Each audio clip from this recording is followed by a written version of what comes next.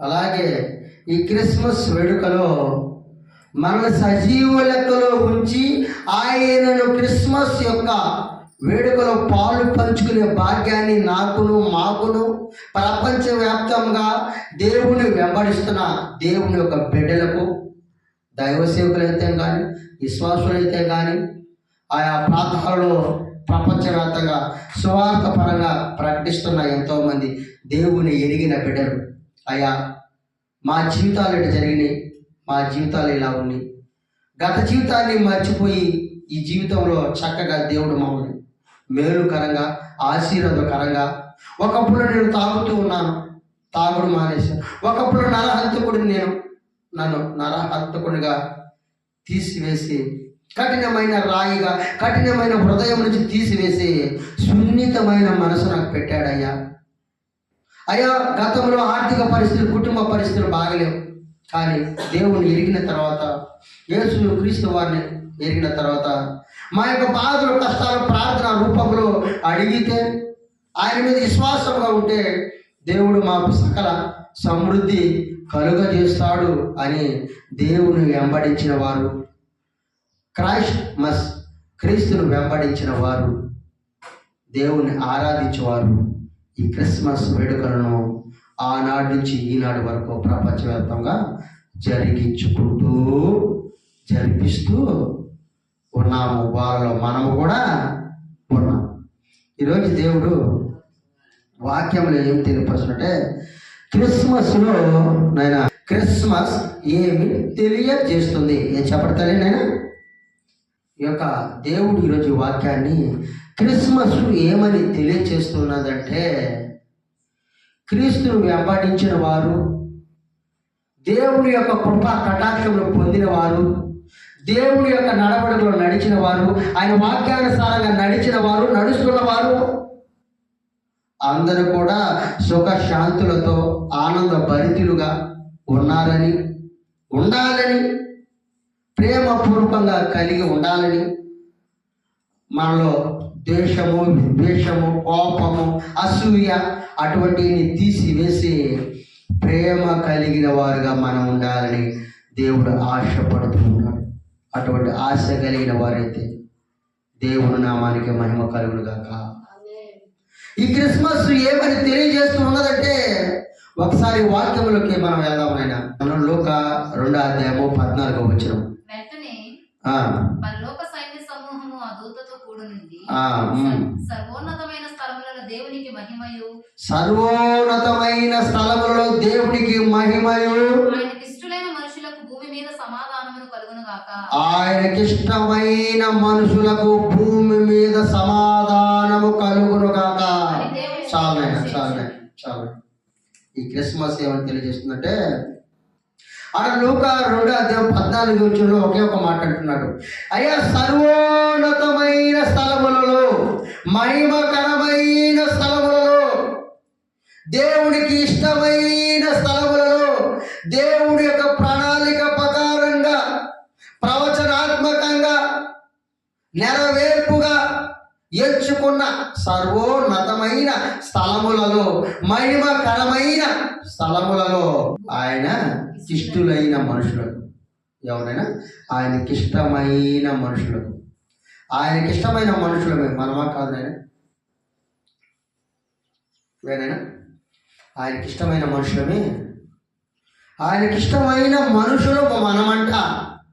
ఎందుకంటే ఆయనకిష్టమైన మనుషులమే మనం. ఎందుకంటే ఆయన ఈ అరచేతులతో మనల్ని చెప్పుకున్నాడు, తయారు చేసుకున్నాడు.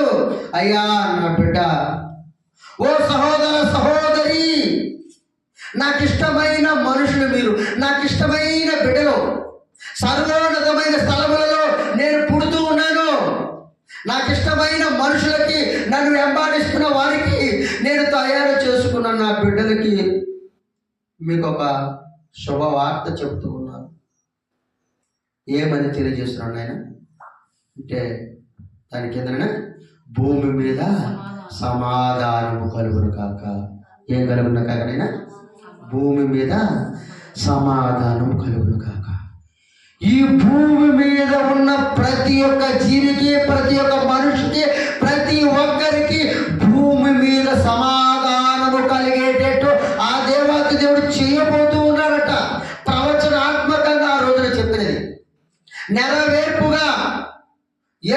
క్రీస్తు వారు పుట్టిన తరువాత నెరవేర్పు జరిగినది.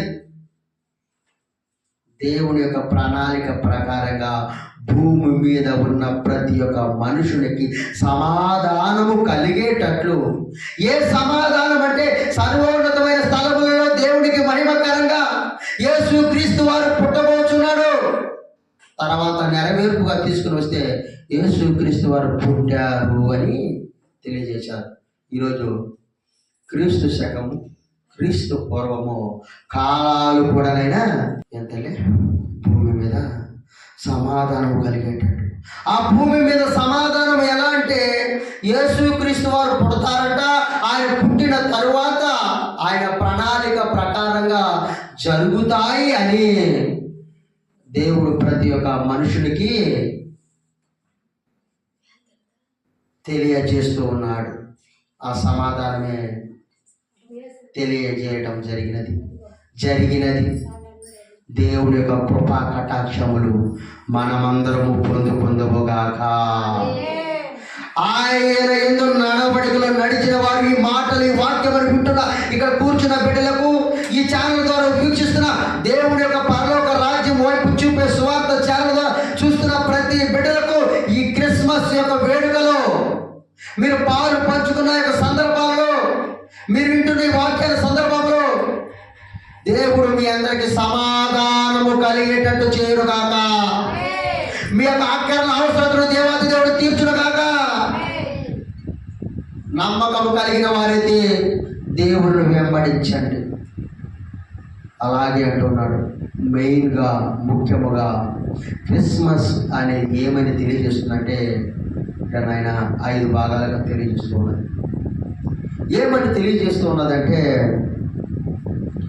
మొదటి క్రిస్మస్ ఆశీర్వాద ప్రకారంగా రక్షణను తెలియజేస్తుంది. ఏమని తెలియజేస్తుంది ఆయన? మొదటి క్రిస్మస్ ఆశీర్వాదముగా రక్షణను తెలియజేస్తున్నదట. ఆ రక్షణను ఎలా తెలియజేస్తుందంటే దేవాతి దేవుడు వాక్యమును చూసుకుందాం. ఆయన వాక్యం ఇవాళైనా ఆ వాక్యము లోకా 2:11 చదవనాయి. దావీదు పట్టణమందు నేడు రక్షకుడు పుట్టి ఉన్నాడు. ఈయనే ప్రభు అయిన క్రీస్తు. చాలనాయి. ఎంతలే రెండవ మాటగా ఫస్ట్ మాట ఏంటంటే క్రిస్మస్ ఏమని తెలియజేస్తుందంటే 5 విధాలుగా తెలియజేస్తుంది. ఈ 5 విధాల్లో మొట్టమొదటిగా మొదటి క్రిస్మస్ ఆశీర్వాదకరంగా ఉండాలి అంటే దాని ప్రణాళిక ప్రకారంగా రక్షణను తెలియజేస్తున్నది. ఆ రక్షణను ఎలా తెలియజేస్తుందంటే దావీదు పట్టణమందు నేడు రక్షకుడు పుట్టి ఉన్నాడు. నిజమా కాదా? దావీదు పట్టణమందు యేసుక్రీస్తు వారు పుట్టారా లేదు? ఆయన పుట్టారా లేదు? దాఖలాలు ఉన్నాయి, వాస్తవాలు ఉన్నాయి, సాక్ష్యాలు ఉన్నాయి. దావీదు పురమందు బెత్లెహేము అనే గ్రామములో పశువుల పాకలో దేవాతి దేవుడు పుట్టాడని.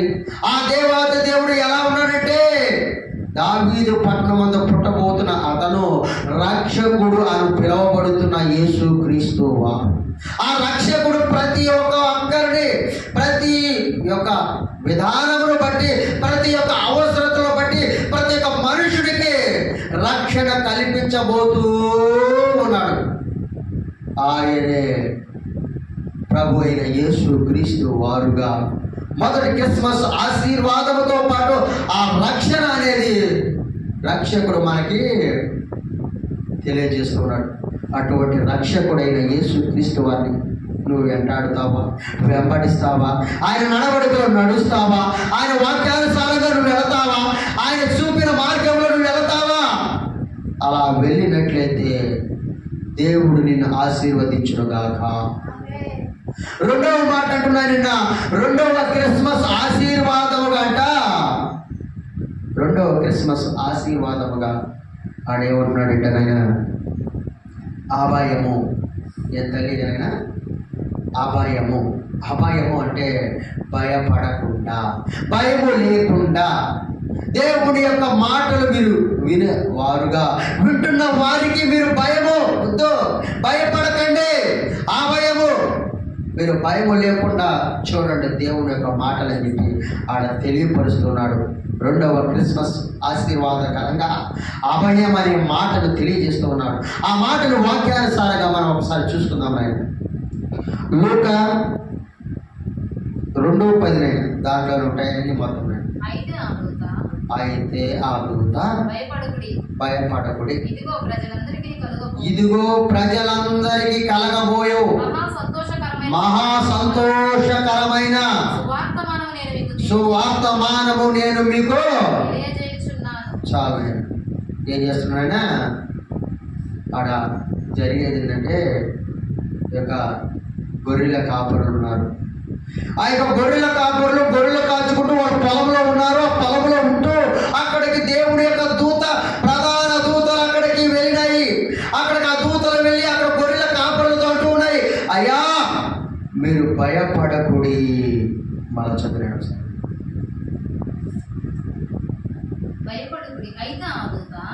అయితే ఆ దూత భయపడకుడి, ఇదిగో ప్రజలందరికీ కలుగబో మహా సువార్తను నేను మీకు తెలియజేస్తూ ఉన్నాను. ఆ దూతలు అంటూ ఉన్నాయంట. ఆ యొక్క గొర్రెల కాపరితో అంటున్నాయి, అయ్యా నేను ఒక సువార్తమానం మీకు తెలియజేస్తూ ఉన్నాను, మంచి వార్త మీకు తెలియజేస్తూ ఉన్నాను. ఏమని తెలియజేస్తున్నానంటే, అయ్యా కాపరులు, ఇదిగో యేసు క్రీస్తు వారు పుట్టబోతూ ఉన్నాడు, పుట్టుతూ ఉన్నాడు. ఆ యొక్క విషయాన్ని మీకు సువార్తమానంగా నేను తెలియజేస్తున్నాను.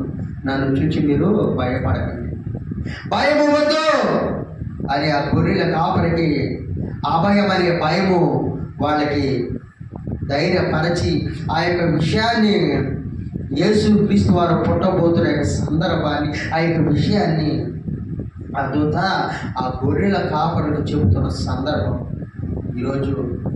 ఆ రోజు ఆ దూతలు గొర్రెల కాపరికి చెబుతూ ఉన్నట్లు భయపడకండి అని అంటూ ఉన్నారు. దూతలు గొర్రెల కాపరికి చెప్పిన విధముగా ఈరోజు దేవుడు అంటున్నాడు, ఇక్కడ కూర్చున్న బిడ్డలకి, ఛానల్ చూస్తున్న బిడ్డలకి, మీరు భయపడకండి. మీ యొక్క భయము, దిగులు, యాత్ర, చింతవద్దు. మీ సమస్తమును అక్కర్ల అవసరం నేను తీరుస్తాను. మీకు ఏది కావాలో అడుగుడి, మీకు ఇవ్వబడును. కేవలం మీరు భయపడవద్దు. నాయన, అయ్యో నా జీవితంలో జరుగుతాయా, జరగవా, ఏంది నా జీవితం ఇలా ఉంటుందని సాతాను మిమ్మల్ని కదిలించే పరిస్థితులు ఉన్నాయి. కానీ మీరు భయపడకండి. సాతాను క్రియల ద్వారా మీరు భయపడి ఆందోళన చెందవద్దు. ఈరోజు ఈ కాలంలో యొక్క వాక్యం ద్వారా దేవుడు తెలియజేస్తున్నాడు, భయపడకుండా దేవుడి వైపు నువ్వు చూడు అని దేవుడి యొక్క వాక్యం ఈరోజు మీకు తెలియపరుస్తున్నాడు. అటువంటి భయపడే వారుగా మీరు ఉంటారా? భయపడే వారికి ఉంటారు నాయన? భయపడవు. మీ యొక్క సమస్తము, మీ బాధలు, కష్టాలు సమస్తము, మీ యొక్క ప్రశ్నలకు, మీ యొక్క విజ్ఞాపనలకు దేవుడు ఆలకించి మిమ్మల్ని భయపడకుండా చేసి మిమ్మల్ని ధైర్యముగా నిలుపునుగాక, మిమ్మల్ని ధైర్యపరచునుగాక, మీ యొక్క అక్కర్ల అవసరతను దేవుడు తీర్చునుగాక. ఈ క్రిస్మస్ యొక్క వేడుకలో మీరు పాలు పంచుకున్న వారు కనుక మీరు ఏదైతే కావాలని వచ్చారో అది దేవుడు మీకు కలుగజేయునుగాక. అలాగా మూడవ మాట, మూడవ క్రిస్మస్ ఆశీర్వాదముగా ఆడేం తెలియపరుస్తున్నదంటే నాయన, మూడవ మాట సంతోషము. ఏ మాటనైనా సంతోషం. ఈ యొక్క సంతోషం ఎలా వస్తుంది? ఈ సంతోషము మాకు జీవితంలో బాధలు, కష్టాలు ఉన్నాయి కదా, మాకు సంతోషం ఏ విధంగా కలుగుతుంది అని మీరు సందేహపడదు. ఈ యొక్క వాక్యాన్ని ఒకసారి చూద్దామని. ఆ వాక్యం చదవండి. లూకా 2:10 దాంట్లో, అయితే ఆ దూత భయపడకుడి, ఇదిగో ప్రజలందరికీ సంతోషకరమైన సువార్తమానము నేను మీకు తెలియజేస్తూ ఉన్నాను. ఆ మాట సంతోషం అనే మాటనైనా, ఆ సంతోషం అనే మాట, ఇదిగో ప్రజలందరికీ కలగబోవు మహా సంతోషకరమైన సువార్తమానము నేను మీకు తెలియజేస్తూ ఉన్నాను.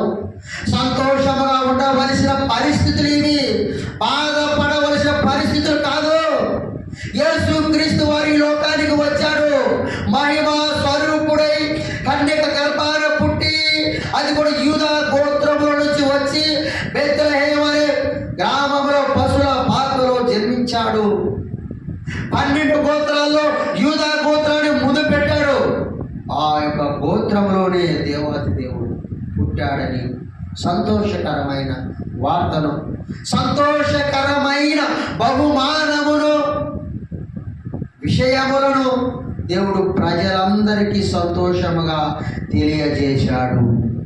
ఎందుకంటే ఈరోజు క్రిస్మస్ అనే వేడుక సంతోషకరమైన వేడుక. ఇటువంటి క్రిస్మస్ యొక్క వేడుక, సంతోషకరమైన వేడుకలో పాలు పంచుకునే దానికి నీకును, నాకును, మనకును ప్రపంచ వ్యాప్తంగా జరుగుతున్న ఆయా సంఘాలలోనూ ఆయా సంఘాలలోకి వస్తూ ఉన్న విశ్వాసులైన బిడ్డలకు, దేవుడి యొక్క ఎరుగుతూ ఉన్న బిడ్డలకు దేవుడు సంతోషకరమైన వార్త దేవుడు ఆనాడు దూత చెప్పిన విధముగా ఈరోజు ఈ వాక్యం ద్వారా మీకు సంతోషాన్ని కలుగజేస్తూ ఉన్నాడు. ఈ క్రిస్మస్ యొక్క వేడుకలు, ఈ క్రిస్మస్ యొక్క వేడుకలు సంతోషకరంగా నువ్వు ఉండాలని ఆశపడుతున్నాడు బిడ్డ. నువ్వు సంతోషంగా ఉండాలని కోరుకుంటున్నావు. నీ యొక్క సమస్యలు ఉన్నాయా, నువ్వు బాధలున్నవా, నీ సమస్య ఏదైనా పర్వాలా, తీర్చేవాడు ఒకానొక దేవుడు, ఆయనే ప్రభు అయిన యేసు క్రీస్తు. ఆయన నీ కన్నీరును తుడుచువాడు, నిన్ను ఓదార్చువాడు, నీకు నెమ్మది కలుగజేయవాడు, నేను హక్కున చేర్చుకొనువాడు. అటువంటి దేవుడిని ఈ క్రిస్మస్ యొక్క పర్వదినాన తలుచుకునే భాగ్యాన్ని, అవకాశాన్ని మనందరికీ కలుగజేసిన దేవతి దేవుడికి మహిమ కలుగునుగాక. అలాగే నాలుగవ మాట, నాలుగవ క్రిస్మస్ ఆశీర్వాదముగా వెలుగు అనే మాట. ఏమాట తల్లి అన్న? వెలుగు అనే మాట. ఈ నాలుగో మాట, నాలుగో క్రిస్మస్ యొక్క ఆశీర్వాద ప్రకారంగా వెలుగు అనే మాట తెలియపరుస్తున్నాడు. ఈ వెలుగు అనేది ఎందుకంటే చీకటి నుండి పారద్రోలు సంకేతానికి ఒక నిదర్శనం, ఒక దిక్సూచిక.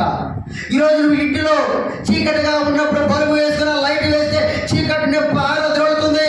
వెలుగు అనే లైట్ ద్వారా నీ ఇల్లు ప్రకాశింపజేస్తూ ఉన్నది.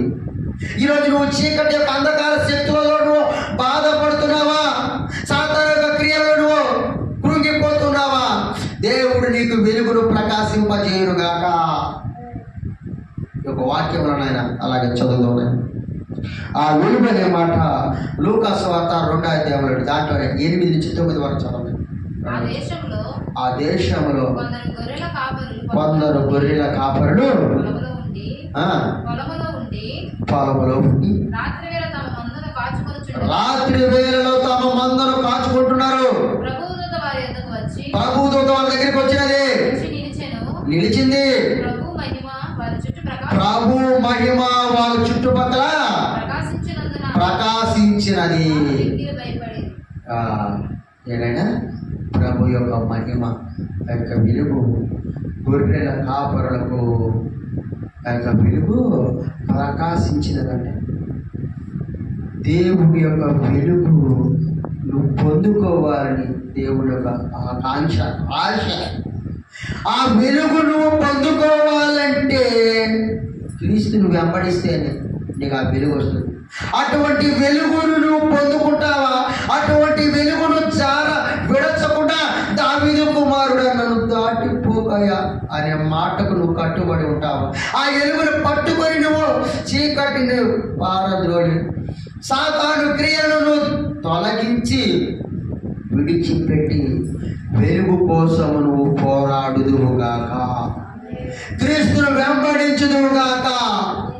క్రీస్తు యొక్క ఆశయాలను ఆయన ఏదైతే అనుకున్నాడో నా బిడ్డలు ఇలా బ్రతకాలి, నా బిడ్డలు ఈ విధంగా జీవించాలి అనే వెలుగులోకి మిమ్మల్ని తీసుకొని వస్తూ ఉన్నారు. అటువంటి వెలుగులోకి మీరు వస్తారని ఆశ కలిగిన ప్రాణముతో దేవుడు మిమ్మల్ని అడుగుతూ, ఆశ కలిగిన ప్రాణంతో మీరు ఉన్నారంటే, అటువంటి వెలుగును మీరు పట్టుకోవాలంటే దేవుని వెంబడించండి చాలు. దేవుని వెంబడించినట్లయితే ఆ వెలుగును మీరందరూ పొందుగాక. ఈ ఛానల్ ద్వారా చూస్తున్న బిడ్డలు కూడా చీకటిని పారద్రోలిన యొక్క విషయమును వెలుగును మీ యొక్క కుటుంబాలు దేవుడు ఇచ్చునుగాక. కూర్చున్న బిడ్డలకు కూడా చీకటి నుంచి పారదోలి మీ యొక్క జీవితాల్లో, మీ యొక్క సమస్యల్లో మీరు ఏదైతే అనుకుంటారో దేవుడి యొక్క వెలుగు మీలో వచ్చునుగాక. అటువంటి వెలుగును పొందుకున్న వారి అయితే, ఆశ కలిగిన వారు అయితే ఒకసారి ఆయన స్మరించుకో. 5వ మాట, 5వ క్రిస్మస్ యొక్క ఆశీర్వాదంగా, ఈ 5వ యొక్క క్రిస్మస్ యొక్క ఆశీర్వాదంగా లాస్ట్ అంటున్నాడు, సమాధానము కలుగును. ఏ కలుగుతలే? సమాధానం కలుగు. ఈ సమాధానం ఎలా వస్తుంది? నీ ప్రశ్నకి సమాధానం ఎలా వస్తుంది? నీ బాధల కష్టాలకి సమాధానం ఎలా వస్తుంది? నీ అనుకునే వాళ్ళు నీకు సమాధానముగా ఉండాలా? నీ కుటుంబం వాళ్ళు నీకు సమాధానంగా ఉండాలా? నువ్వు సమాధానంగా లోపడాలా? ఎలా ఉండాలనే మాట దేవుని యొక్క వాక్యములు తెలియపరుస్తుంది. ఆ వాక్యం ఒకసారి చూద్దాం. నేను లూకా 2:14 వెంటనే పరలోక సైన్యము సైన్య సమూహము ఆ దూతతో కూడా ఉండి సర్వోన్నతమైన స్థలములలో దేవునికి మహిమయు ఆయనకి ఇష్టలైన మనుషులకు భూమి మీద సమాధానము కలుగునుగాక. చాలు ఏమంటాడు దేవుడు? లాస్ట్ 5వ క్రిస్మస్ ఆశీర్వాదంగా సమాధానం కలుగునంట. ఈ సమాధానం ఎలాగంటే ఆయనకి ఇష్టమైన మనుషులతో సమాధానం దొరుకుతుందంట. ఆయనకి ఇష్టమైన మనుషులకు, ఆయన వెంబడిస్తున్న వారికి, ఆయన ఒక నడవడితో నడుస్తున్న వారికి, ఆయన గోచారి ప్రార్థనతో అడుగుతున్న వారికి, ఆయన వెంటాడుతున్న వారికి, అటు కుడికి కానీ ఎడమక కానీ పడకుండా స్ట్రైట్గా ఆయన వైపే నిలబడుతూ వెళుతున్న ఆయనకి ఇష్టమైన మనుషులకి సమాధానము కలుగునంట. అటువంటి సమాధానం నువ్వు పొందుకుంటావా? అటువంటి సమాధానం